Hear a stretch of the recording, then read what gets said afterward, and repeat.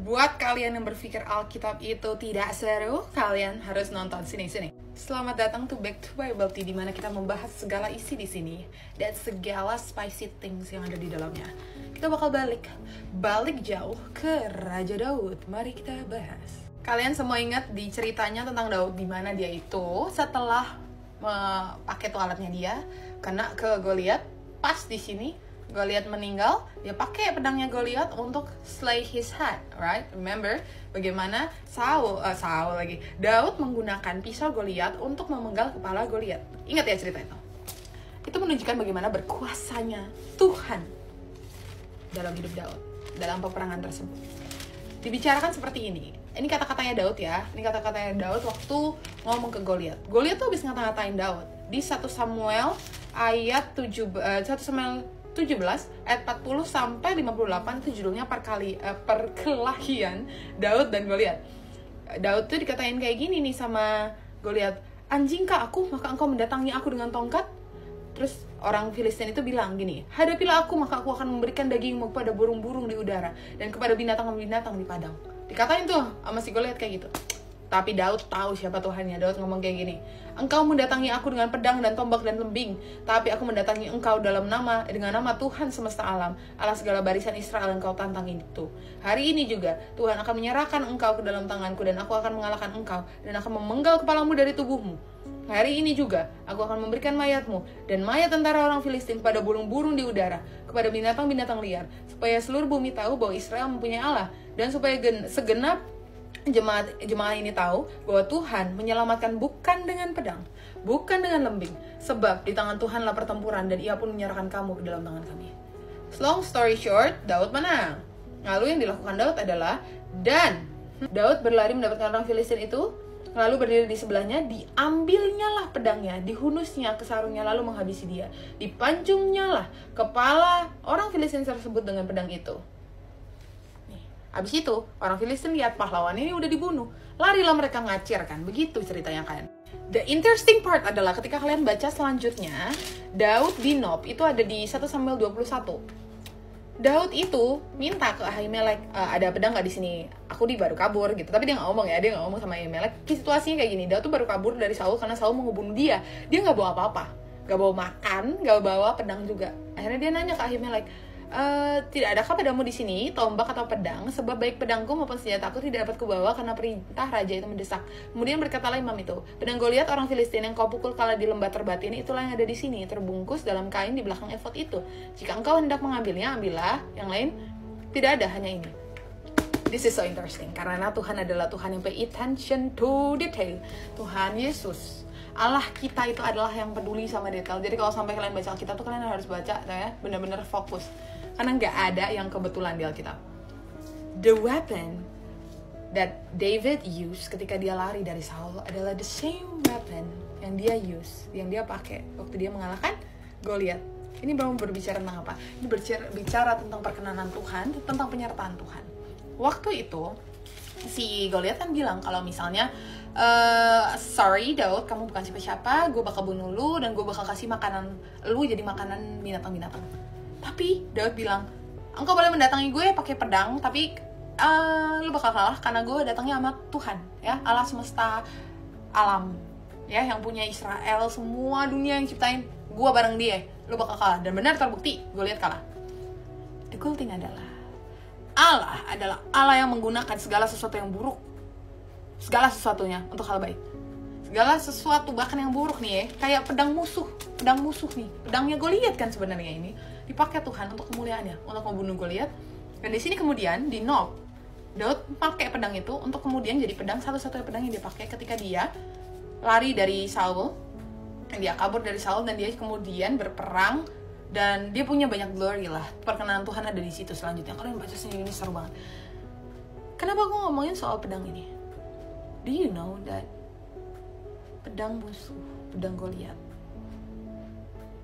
hidup Daud, perkenanan Tuhan, segala sesuatu ini masih terjadi sampai sekarang. Oke? Bear with me. I know it's confusing, but bear with me. Di sini kan Daud pakai lagi pedang musuh. Ini mau ngomongin apa, tau nggak? Tuhan itu mau ngomong kayak gini. Musuh kita siapa? Kita nih, kita sekarang. Iblis, right? Iblis punya senjata-senjata sama seperti Tuhan punya senjata-senjata yang suruh kita pakai, ketopong keselamatan, periksa iman, all those stuff. Setan juga punya. Tahu apa senjatanya setan? Rasa bersalah kamu, dosa kamu. Kamu merasa never good enough, kamu merasa bahwa kamu gak pernah layak dan Tuhan tidak sayang sama kamu. Itu senjata iblis yang terus dimasukkan ke dalam diri kamu. Tapi tenang, semua ikatan-ikatan adiksi itu akan kalah sama yang namanya kuasa Tuhan. Tuhan Yesus menang akan maut, oke? Tuhan Yesus ngomong di Matius 28. Dia ngomong, kepadaku telah diberikan segala kuasa di sorga dan di bumi. Artinya nggak ada yang lain yang lebih berkuasa dari Tuhan Yesus. Dan dia sudah mengalahkan maut. So artinya dia punya kuasa lebih dari dosa itu. Lebih dari setan. Jauh. Setan bukan lawannya Tuhan Yesus. Setan nyerangnya kita, oke? Hear me out. Tuhan itu tahu rencana yang akan tergenapi lewat hidupmu. Tapi setan juga tahu dan dia takut, makanya dia nyerang kamu. Dia buat kamu terus hidup dalam dosa. Dan kamu ya, mungkin karena kamu gak sadar ya, kamu terus hidup dalam dosa, akhirnya gak mendekat ke Tuhan. Tujuannya apa? Tujuannya supaya rencana Tuhan itu gak tergenapi lewat hidupmu. Tapi Tuhan Allah yang berkuasa. Artinya, pedang musuh pun akan dia pakai untuk membawa kemuliaan bagi dia. Artinya, adiksimu, tantangan terbesarmu ya, your greatest battle, peperangan terbesarmu, misalnya adiksi ini, misalnya dosa ini, it will be your greatest testimony. Ini akan jadi kesaksian terbesarmu. Cerita ini berbicara tentang bagaimana hal buruk pun akan bisa Tuhan pakai untuk jadi hal baik. Things that happen in your life, Tuhan akan pakai itu untuk jadi bahan untuk kemuliaannya. Okay? I will tell you a personal story. I know Melita Sidaputar yang Tuhan sudah panggil lagi nyanyi di atas di surga bersama dengan angel-angelnya dan juga kembarannya. Praise God. Dia cerita sama aku, salah satunya dia cerita bagaimana she was asking God, dia bertanya-tanya kepada Tuhan, Tuhan kenapa kok aku waktu itu gak bisa kuliah? Itu struggle yang sama yang dulu aku experience juga, aku juga anak gap year. Aku dulu juga bertanya kayak, Tuhan kenapa kok aku gak bisa kuliah waktu itu? Terus kita ketemu dan kita ngobrolin itu, kita kemudian sering ngobrolin tentang banyak hal, salah satunya tentang itu. Tapi kemudian sama kayak Melita, sama juga Tuhan di hidupku. Ternyata masalah yang selama ini kita kira masalah itu justru jadi pintu, jadi cara Tuhan untuk menyatakan dirinya. Banyak juga dosa-dosa yang atau struggle yang Melita alami, yang aku alami, yang kita punya kesamaan di situ. Dulu kita berpikir bahwa oh it's so hard untuk keluar dari itu and all those stuff. Tapi kita sama-sama sampai saat ini bersaksi. Sekarang pun lewat lagu-lagunya dia masih bersaksi tentang bagaimana Tuhan dia ubah hal buruk jadi hal baik. Sama kayak Tuhanku ubah hal buruk di hidupku jadi hal baik. Aku udah gak ngerti lagi gimana caranya sesuatu yang aku sangat malu untuk nyatakan, sesuatu yang sangat mengikat aku dulu, aku sampai gak bisa nafas rasanya kayak kenapa kok selalu kayak gini, oh my god, kenapa kok serangannya begitu berat, begitu hebat. Ternyata selama ini aku salah fokus.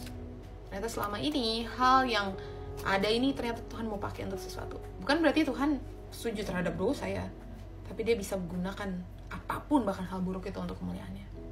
So, I wanna encourage you, all of you, untuk bersukacita karena kamu akan merdeka dan Tuhan akan pakai hal ini yang sedang kamu alami ini ya, pedang musuhmu ini akan Tuhan ubah jadi kemuliaan untuk dia. Kamu akan lihat hal-hal hebat terjadi di hidupmu. Bahkan ketika kamu berpikir bahwa kamu bukan siapa-siapa, I am nobody, I am still nobody, but Jesus hold malah dia ambil gue dari kegelapan itu. Dan dia ubah hidupku. Buat kesaksian gampang ya, aku finalis Putri Indonesia.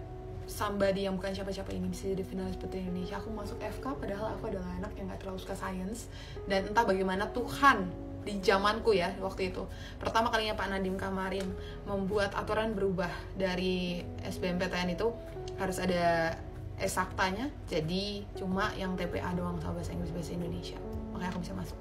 And bukan karena aku pintar, bukan karena aku hebat. It's all because of God. The same God will do the same thing to you.